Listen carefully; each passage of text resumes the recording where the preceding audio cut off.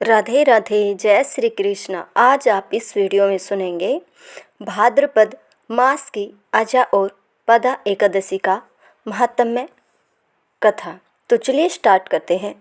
युधिष्ठिर ने पूछा, जनार्दन, अब मैं यह सुनना चाहता हूँ कि भाद्रपद मास के कृष्ण पक्ष में कौन सी एकादशी होती है, कृपया हमें यह बताएं। भगवान श्री कृष्ण बोले, राजन, एकचित्त होकर सुनो। भाद्रपद मास के कृष्ण पक्ष की एकादशी का नाम अजा है।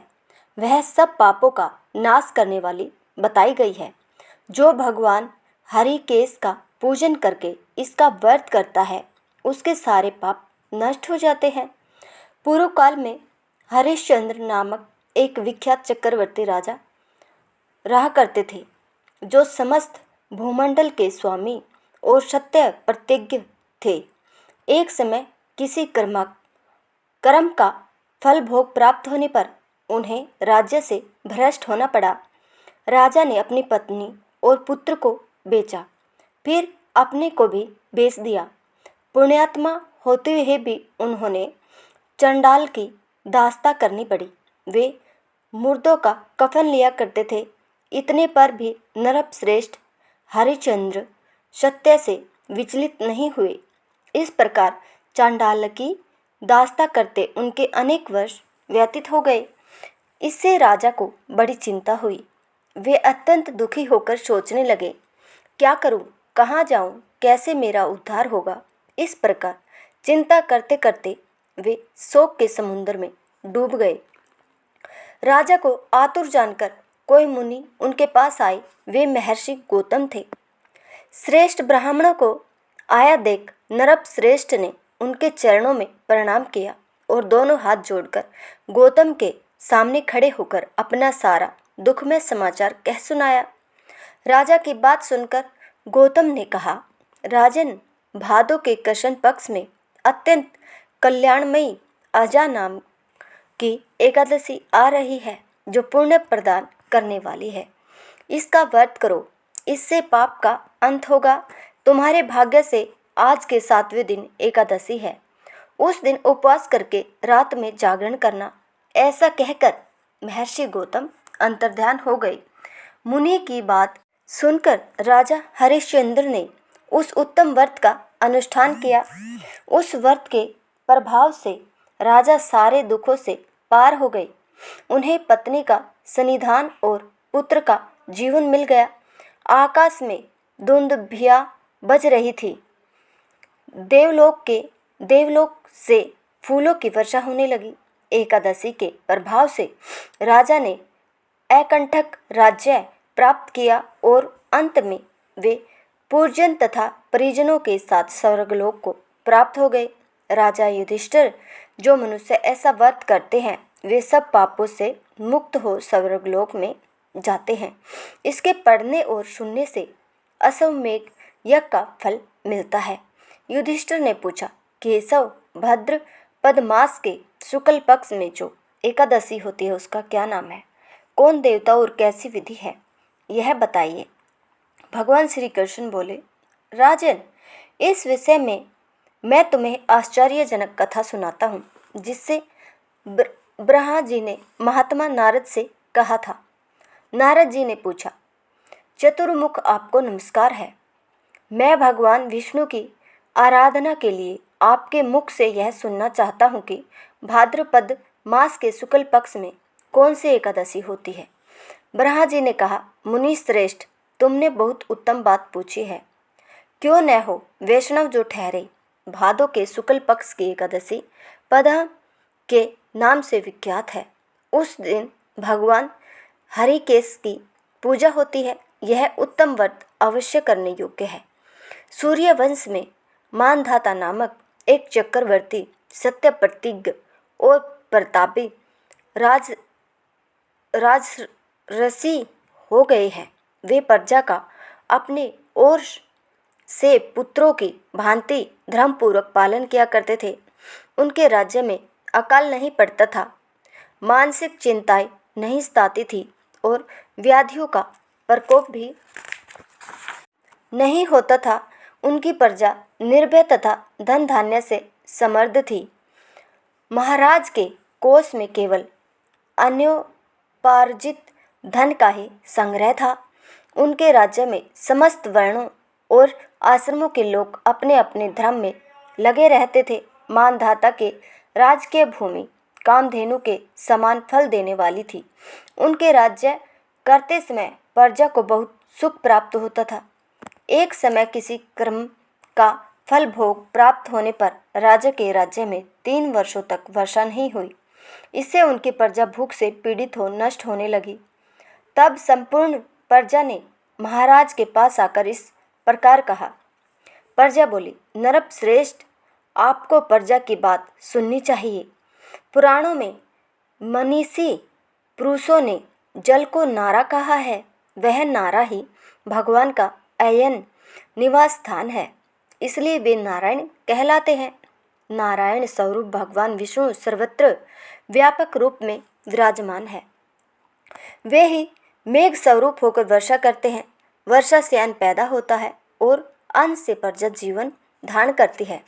नरप श्रेष्ठ, इस समय अन्न के बिना प्रजा का नाश हो रहा है, अतः ऐसा कोई उपाय कीजिए जिससे हमारे योग सेम का निर्वाह हो। राजा ने कहा, आप लोगों का कथन सत्य है, क्योंकि अन्न को ब्रह्म कहा गया है। अन्न से प्राणी उत्पन्न होते हैं और अन्न से ही जगत जीवन धारण करता है। लोक में बहुधा ऐसा सुना जाता है तथा पुराण में भी बहुत विस्तार के साथ ऐसा वर्णन है कि राजाओं के अत्याचार से प्रजा को पीड़ा होती है, किंतु जब मैं बुद्धि से विचार करता हूँ तो मुझे अपना किया हुआ कोई अपराध नहीं दिखाई देता। फिर भी मैं प्रजा का हित करने के लिए पूर्ण प्रयत्न करूँगा। ऐसा निश्चय करके राजा मानधाता इने गिने व्यक्तियों को साथ ले विधाता को प्रणाम करके संघन वन की ओर चल दिए। वहां जाकर मुख्य मुनियों और तपस्वियों के आश्रमों पर घूमते फिरे। एक दिन उन्हें ब्रह्मपुत्र अंगिरा ऋषि का दर्शन हुआ। उन पर दृष्टि पड़ते ही राजा हर्ष में भरकर अपने वाहन से उतर पड़े और इंद्रियों को वश में रखते हुए दोनों हाथ जोड़कर उन्होंने मुनि के चरणों में प्रणाम किया। मुनि ने भी सवित कहकर राजा का अभिनंदन किया और उनके राज्य के सातों अड़ंगों की कुशल पूछी। राजा ने अपनी कुशल बताकर मुनि के स्वास्थ्य का समाचार पूछा। मुनि ने राजा को आसन और अर्घ दिया। उन्हें ग्रहण करके जब वे मुनि समीप बैठे तो उन्होंने इनके आगमन का कारण पूछा। तब राजा ने कहा, भगवान, मैं धर्मानुकूल प्रणाली से पृथ्वी का पालन कर रहा था, फिर भी मेरे राज्य में वर्षा का अभाव हो गया। इसका क्या कारण है, इस बात को मैं नहीं जानता। ऋषि बोले, राजन, यह सब युगों में उत्तम सतयुग है।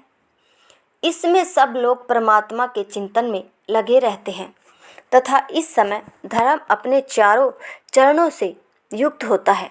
इस युग में केवल ब्राह्मण ही तपस्वी होते हैं, दूसरे लोग नहीं। किंतु महाराज, तुम्हारे राज्य में यह शूद्र तपस्या करता है, इसी कारण मेघ पानी नहीं बरसाते। तुम इनके प्रतिकार का यत्न करो, जिससे यह अनावृष्टि का दोष शांत हो जाए। राजा ने कहा, मुनीश्वर, एक तो यह तपस्या में लगा है, दूसरे निरपराध है, अतः मैं इसका अनिष्ट नहीं करूँगा। आप उक्त दोषों को शांत करने वाले किसी धर्म का उपदेश दीजिए। ऋषि बोले, राजन, यदि ऐसी बात है तो एकादशी का व्रत करो। भाद्रपद मास के शुक्ल पक्ष में जो पदम नाम से विख्यात एकादशी होती है, उसके व्रत के प्रभाव से निश्चय ही उत्तम वृष्टि होगी। नरेश, तुम अपनी प्रजा और परिजनों के साथ इसका व्रत करो। ऋषि का यह वचन सुनकर राजा अपने घर लौट आए। उन्होंने चारों वर्णों की समस्त प्रजाओं के साथ भादों के शुक्ल पक्ष की पदम एकादशी का व्रत किया। इस प्रकार व्रत करने पर मेघ पानी बरसने लगे, पृथ्वी जल से आप्लावित हो गई और हरी भरी खेती से सुशोभित होने लगी। इस व्रत के प्रभाव से सब लोग सुखी हो गए। भगवान श्री कृष्ण कहते हैं, राजन, इस कारण इस उत्तम व्रत का अनुष्ठान अवश्य करना चाहिए। पदम एकादशी के दिन जल से भरे हुए घड़े को वस्त्र से ढककर दही और चावल के साथ ब्राह्मण को दान देना चाहिए। साथ ही छाता और जूता भी देने चाहिए। दान करते समय निम्नलिखित मंत्र का उच्चारण करें। नमो नमस्ते गोविंद बुध चरण संज्ञक अघोग संयम्य कर्तवा सर्व सोख य प्रदो भवः मुक्ति भुक्ति मुक्ति प्रद स्वेच्व लोकानाम सुखदायक।